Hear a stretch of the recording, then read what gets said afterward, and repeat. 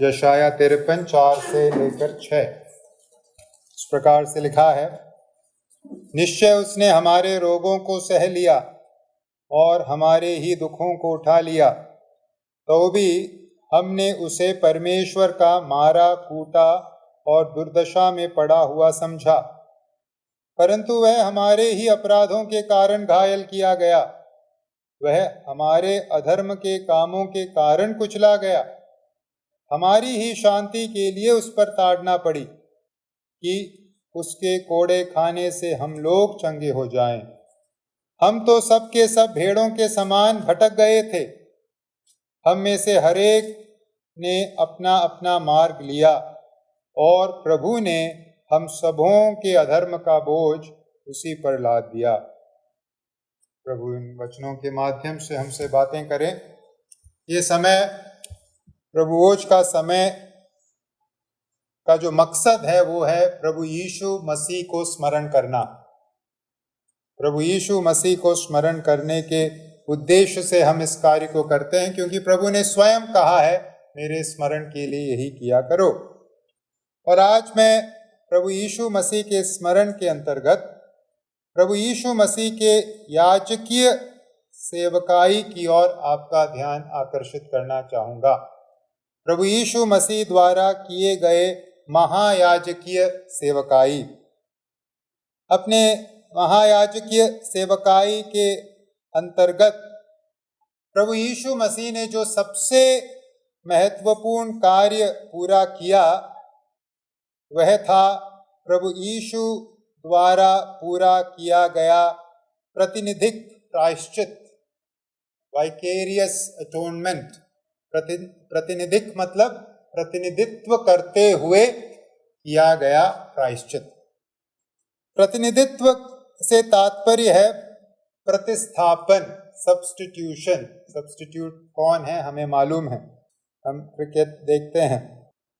मनुष्य था अपराधी, परमेश्वर के साथ किए गए पाप के संबंध में अपराधी पक्ष कौन था?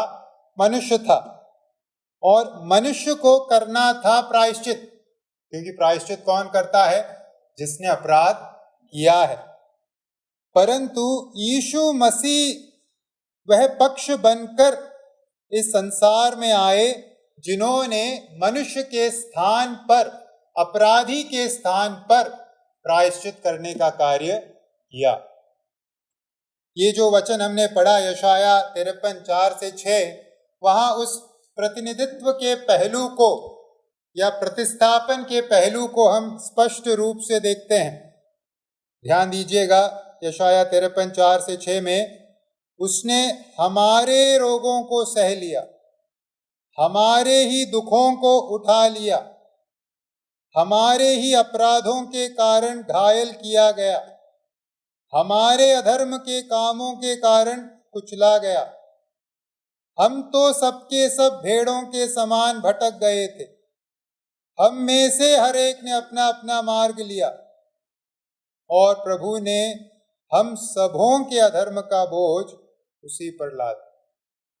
तो ये जो आयत है यशाया 53 4 से 6, ये जो आयतें हैं, ये उस प्रतिस्थापन या सब्स्टिट्यूशन के पहलू को हमारे सामने स्पष्ट रूप से प्रस्तुत करते हैं। सवाल उठता है, प्रभु यीशु मसीह को इस प्रकार से प्रतिनिधिक प्रायश्चित पूरा करने की आवश्यकता क्यों पड़ी? क्यों प्रभु यीशु मसीह को प्रतिनिधिक प्रायश्चित पूरी करने की आवश्यकता पड़ी? उसका उत्तर है, व्यक्तिगत प्रायश्चित मनुष्य को उद्धार नहीं दिला सकता। व्यक्तिगत प्रायश्चित मनुष्य को उद्धार दिलाने के लिए पर्याप्त नहीं है। व्यक्तिगत प्रायश्चित द्वारा उद्धार असंभव है। जब हम इस मानव जाति के इतिहास को परखते हैं, मानव जाति का इतिहास किस प्रकार का इतिहास है, उसके भक्ति के पहलू को अगर आप जांचें, मानव जाति का इतिहास ऐसे असफल प्रयत्नों से भरा हुआ है जो प्रयत्न मनुष्य ने स्वयं के प्रायश्चित को करने के लिए किए। मनुष्य का इतिहास ऐसे प्रयत्नों से भरा हुआ है जिसके अंतर्गत मनुष्य ने कोशिश की कि मैं स्वयं अपने अपराधों का प्रायश्चित करूं, लेकिन मनुष्य को अपराधों के प्रायश्चित के पूरा करने के उन कोशिशों में सफलता नहीं मिली। मनुष्य अपने कर्मों के द्वारा पापों का प्रायश्चित कदापि नहीं कर सकता। क्यों? क्योंकि कर्मों के माध्यम से जो प्रायश्चित का कार्य किया जाता है वह उसमें वास्तव में प्रायश्चित है ही नहीं। उसमें प्रायश्चित का सबसे मुख्य पहलू है ही नहीं। प्रायश्चित का सबसे मुख्य पहलू क्या है? प्रायश्चित का सबसे मुख्य पहलू है दंड पूरा करना। वो है प्रायश्चित का सबसे मुख्य पहलू।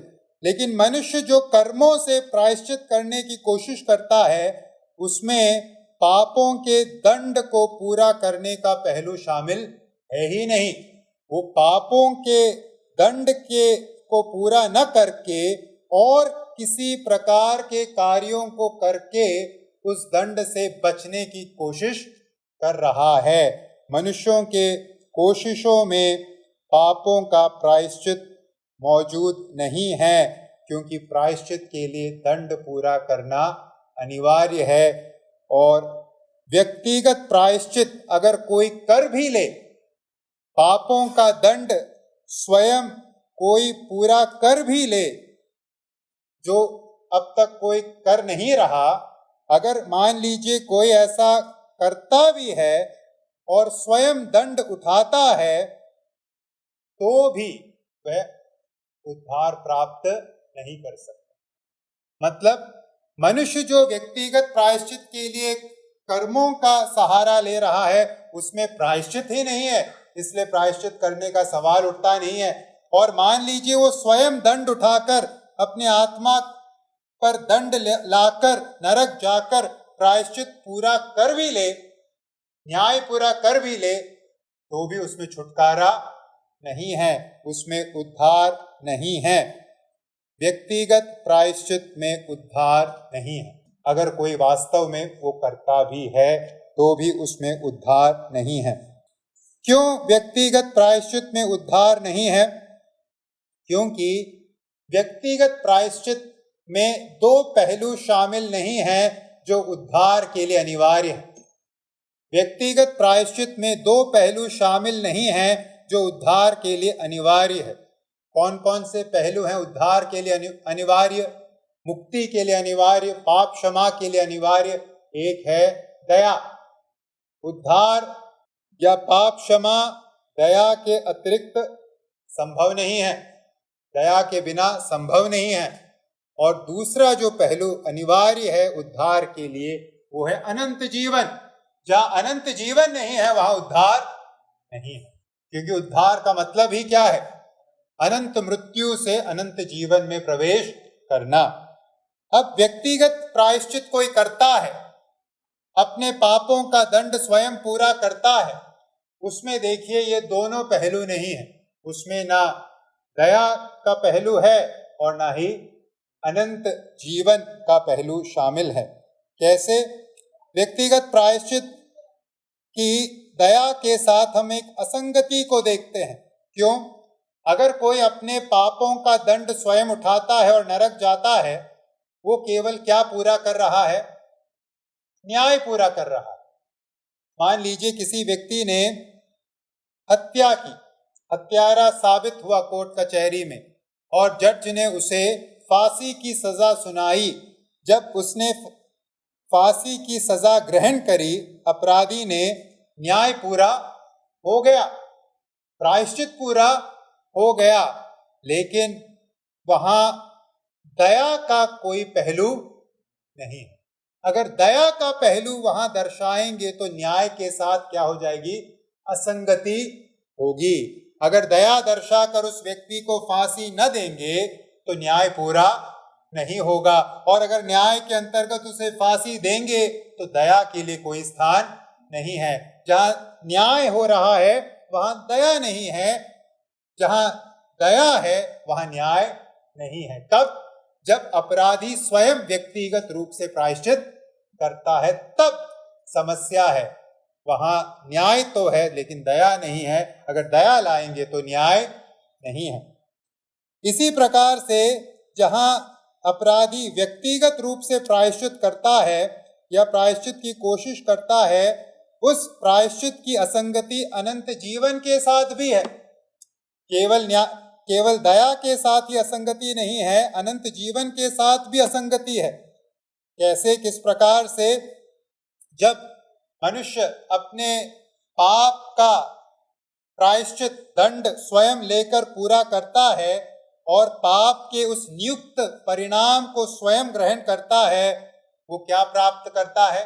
अनंत मृत्यु को प्राप्त करता है। अनंत काल के लिए वो नरक जाता है और इस प्रकार से वो अनंत रूप से न्याय को तो पूरा कर लेता है, लेकिन वह अपने आत्मा को उस अनंत मृत्यु की अवस्था में से बचाने में क्या हो जाता है? असफल हो जाता है, नाकाम हो जाता है और इस प्रकार से वो हमेशा के लिए क्या हो जाता है? नष्ट हो जाता है, अनंत मृत्यु में चला जाता है। इसलिए जहां व्यक्तिगत प्रायश्चित है वहां मनुष्य अनंत जीवन प्राप्त नहीं कर सकता, वहां मनुष्य उद्धार प्राप्त नहीं कर सकता। व्यक्तिगत प्रायश्चित, व्यक्तिगत तौर पर पापों का प्रायश्चित करके उद्धार संभव नहीं है। इसलिए उद्धार के लिए व्यक्तिगत प्रायश्चित एक मार्ग के रूप में, विकल्प के रूप में है ही नहीं। क्योंकि व्यक्तिगत रूप से प्रायश्चित असंभव है, इसीलिए यीशु मसीह ने अपने महायाजकीय सेवकाई के अंतर्गत क्या कार्य किया? प्रतिनिधित्व करते हुए या प्रतिस्थापन के द्वारा प्रतिनिधिक प्रायश्चित का कार्य पूरा किया। और उसके लिए प्रभु यीशु मसीह ने क्या किया? जो कार्य पापी व्यक्ति, अपराधी व्यक्ति स्वयं प्रायश्चित करते हुए नहीं कर सकता था, उस कार्य को प्रभु यीशु मसीह ने हमारा स्थान ग्रहण करके पूरा किया। किस प्रकार से? जब आप प्रतिनिधिक प्रायश्चित के बारे में सोचते हो, व्यक्तिगत प्रायश्चित में जो दया है ही नहीं, हमने देखा। लेकिन प्रतिनिधिक प्रायश्चित में दया को हम कहाँ पाते हैं? उसके शिखर पर पाते हैं। किस प्रकार से? यीशु मसीह ने हमारा स्थान ग्रहण करके जिस दंड को उन पर आना ही नहीं था, उस दंड को हमारी ओर से ले लिया। इससे बढ़कर हम दया को कहां पाएंगे? जो मृत्यु मेरी थी, जो मृत्यु आपकी थी, जिस मृत्यु का प्रभु से कोई वास्ता नहीं था, यीशु मसीह ने हमारा स्थान ग्रहण करके उस मृत्यु को अपने ऊपर ले लिया, न्याय पूरा किया और दया को भी दर्शाया। हम न्याय पूरा कर सकते थे लेकिन फिर दया नहीं पाते, लेकिन यीशु मसीह ने हमारा स्थान ग्रहण करके न्याय भी पूरा किया और दया को भी हमारी ओर दर्शाने का काम किया। ये केवल प्रातिनिधिक प्रायश्चित में संभव है, व्यक्तिगत प्रायश्चित में ये संभव नहीं है। इसी प्रकार से प्रातिनिधिक प्रायश्चित में अनंत जीवन मौजूद है।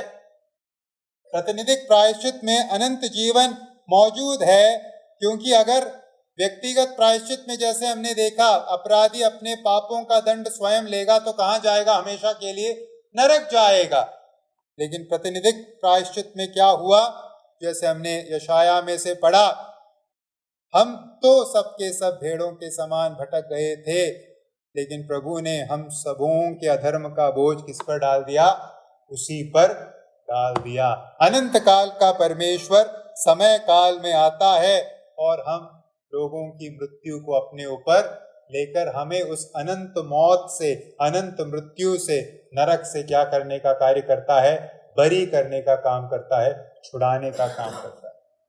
क्यों यीशु मसीह प्रतिनिधि के रूप में प्रतिस्थापन मृत्यु को, प्रतिनिधिक मृत्यु को अपनाए? प्रतिनिधिक प्रायश्चित प्रभु यीशु मसीह ने क्यों किया भाइयों और बहनों? आइए इस बात को समझते हुए इसमें से भाग लें, क्योंकि व्यक्तिगत प्रायश्चित पापों के मामले में क्या है? नामुमकिन, असंभव। मुझे और आपको अगर पापों का प्रायश्चित करना है, हमें एक प्रतिनिधि की जरूरत है जो मनुष्य नहीं हो सकता, क्योंकि मनुष्य के लिए प्रायश्चित असंभव है। हमने जैसे देखा, उसे कौन होना चाहिए? ईश्वर होना चाहिए। इसीलिए यीशु मसीह इस संसार में आए, क्रूस पर मरे, गाड़े गए और तीसरे दिन जी उठे, ताकि वो उस प्रतिनिधिक प्रायश्चित का कार्य पूरा करे और हम तक क्या लेकर आए? दया और अनंत जीवन लेकर आए। और उसी बात को हम इसमें इसके माध्यम से स्मरण कर रहे हैं। बाइबल में एक सिद्धांत बहुत स्पष्ट है, जहां मनुष्य काम कर सकता है, जो मनुष्य के दायरे के अंतर्गत बातें हैं, उन बातों में परमेश्वर अपने हस्तक्षेप को नहीं करते। जब प्रभु यीशु मसीह ने 5 रोटी और 2 मछली से भोजन खिलाया 5,000 15,000 की भीड़ को, क्या क्या किया प्रभु ने? प्रभु ने रोटी को मल्टीप्लाई करने का काम किया, लेकिन बांटने का काम किसका था? चेलों का। क्यों? क्योंकि वो जिम्मेदारी वो पूरी कर सकते थे। चेले रोटी को बढ़ा नहीं सकते थे मात्रा में, लेकिन बांट सकते थे। सिद्धांत क्या है? मनुष्य की जो जिम्मेदारी वो किसको निभानी है? मनुष्य ही को निभानी है। वहां परमेश्वर हमारा स्थान ग्रहण नहीं करेंगे। जो बातें हमारे दायरे के बाहर हो जाती हैं, वहां प्रभु अपने हस्तक्षेप को करते हैं और मदद करते हैं। क्यों प्रायश्चित करने प्रभु यीशु मसीह आए? क्योंकि हम अपना प्रायश्चित नहीं कर सकते। इसलिए अगर हम अब भी कोशिश कर रहे हैं कि अपने पापों का प्रायश्चित स्वयं कर लेंगे, हमें हार मानने की जरूरत है। हम अपने पापों का प्रायश्चित स्वयं नहीं कर सकते। और प्रभु यीशु मसीह के इस प्रायश्चित की कीमत को तभी हम पूर्ण रूप से समझ पाएंगे, जब इस पहलू को जानेंगे कि मुझसे ये नामुमकिन था, और जो मुझसे नामुमकिन था, मेरे लिए मेरे पिता ने, मेरे प्रभु ने, मेरे सृष्टिकर्ता ने किया, और मेरे जीवन में उस दया को और अनंत जीवन को भेजने का कार्य किया। तो आइए हम प्रभु यीशु मसीह द्वारा किए गए इस महायाजकीय कार्य को स्मरण करते हुए, प्रतिनिधिक प्रायश्चित के कार्य को स्मरण करते हुए मेज में से भाग लें। आभारी मन के साथ मेज में से भाग लें। प्रभु मेरी और आपकी सहायता